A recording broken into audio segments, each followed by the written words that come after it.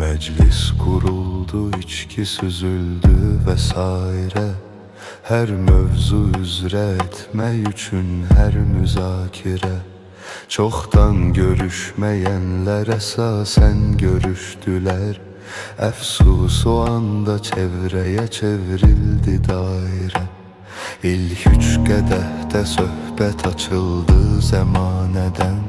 Söz qoşdular çoban həkimə, oğru nazirə. Bir çox qədəh vuruldu, süzüldükdə son qədəh. Başlandı elmi kütləvi dolğun münazirə.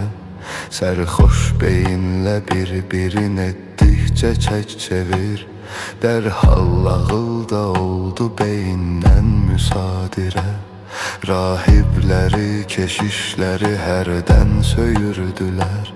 Hərdən söyüş çatırdı münafiq və kafirə.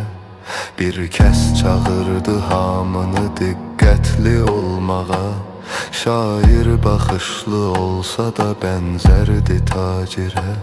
Zahirdə söz dilənçisi bir badə əhlinin. Daxildən ayrı kimliyi çıxmışdı zahirə. Birdən arıtlayıb boğazın başlayıb sözə. Çəmkirdi hamiya, belə olmur mühazirə. İslam ki dinimizdir əziz möhtərəmlərim. Dindən danışmaq olmalıdır qayə şairə. Dərhal ucaldı süyni halaldır sədaları. Bir anda sardı şairi yaltağı mühasirə. Tərifli söz kənardan eşitdikcə hallanıb. Əstəğfurullah oldu sözü hər müsafirə. Ardınca məclis əhlini çəkdi xurafata. Əfsanədən nağıllara, mifdən əsatirə. Hər kəs unutdu söhbətini bircə şairin.